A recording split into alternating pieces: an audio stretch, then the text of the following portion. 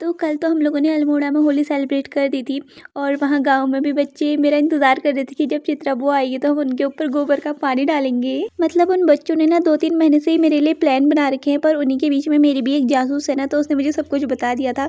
तो मैंने भी सोचा यार चलो अपने गाँव चलती हूँ। और अब काफ़ी सारे लोग मेरे से ये बोलेंगे कि तुम हर दूसरे दिन अपने गाँव ही जाती रहती हो। क्या करूँ यार, काम पड़ जाता है ना, तो इसलिए जाना ही पड़ता है। और इस बार मेरा सबसे मेन रीज़न तो ये था गाँव जाने का कि मम्मी और पापा आजकल अकेले हैं घर में, तो भाई घर में एक हल्ला गुल्ला करने वाला भी तो चाहिए ना। वैसे तो मुझे पापा का कल से कॉल आ रहा है कि भाई तू घर आ जा, मतलब पापा ने 36 बार कॉल कर दिया है मुझे। और अभी मुझे अल्मोड़ा आए हुए 2 दिन नहीं हुए थे और आज देखो मैं फिर से गाँव जाने लग गई।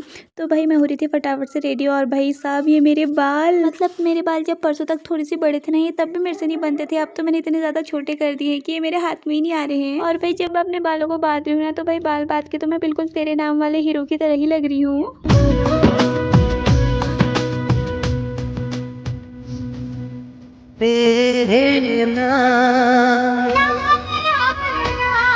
तो भाई अभी तो जैसे तैसे करके मैंने जो कटिंग कर रखी है ना, इसको छुपाना था क्योंकि भाई अभी मैं घर जा रही हूँ और मैंने घर वालों को बताया नहीं है। तो फिर मैंने सोचा चलो एक कैप पहन के ले जाती हूँ ताकि घर वालों को पता ना चले। तो भाई मैं तो हो गई थी रेडी और आज सुबह रानी भी आ गई थी, तो ये तो आराम से सोई हुई थी। और पता है ये वहाँ से अपने लिए एक लिप ग्लॉस खरीद के लाई हुई थी। अब इसको लगाने के बाद तो पता नहीं कैसे लगेगा, बट ये बाहर से ही इतना ज्यादा प्यारा लग रहा था ना। और जैसे मैं इसके बैग से ही चोर के लगा रही थी ना, वैसी रानी उठ पड़ी, तो मैंने भी वो फटाफट से छुपा दिया था। और जैसे वो बाहर गई तो मैंने उसके बैग में वो वैसी पैक करके रख भी दिया था दोबारा से। मतलब मुझे ना अपनी दीदी लोगों का सामान यूज करके उनको इरिटेट करने में बहुत ही ज्यादा मजा आता है। बेचारी रानी, उसको तो मैंने एक भनक भी नहीं लगने दी। हाँ वो अलग बात है कि व्लॉग देख के पता चल जाएगा अब। तो भाई उसके बाद मेरा जाने का टाइम भी हो गया था, तो मैं चली गई थी फटाफट से ऊपर रोड पे। और देखो मुझे कौन मिला। वैसे तो हम लोग एक बार पहले भी मिल चुके हैं, उस टाइम पे बस हम दोनों ने एक दूसरे को देखा था, हम लोग बोले नहीं। तो आज तो हम लोग दूसरी बार मिल गए थे और आज हम लोगों ने ढेर सारी गप मारी। ढेर सारी तो नहीं, मतलब थोड़ी थोड़ी, क्योंकि हम लोग अपनी गाड़ियों का वेट करते और मेरी गाड़ी जल्दी आ गई थी। तो फिर इनको बाय बोल के मैं तो आ गई थी अपने गाँव को। और अभी तो मुझे बस पे बढ़िया से सीट भी मिल गई थी। तो मेरे जस्ट बगल में बैठे थे कंडक्टर अंकल, और वो मेरे से बोल रहे हुए कि तू आज वीडियो नहीं बना रही है। और वो साथ में मेरे को मोटिवेट भी कर रहे थे कि बेटा तू कम कम बनाना, बस तू रोज बनाया कर। तो फिर बस मैं बैठे बैठे मेरी नजर गई इस झोले पे,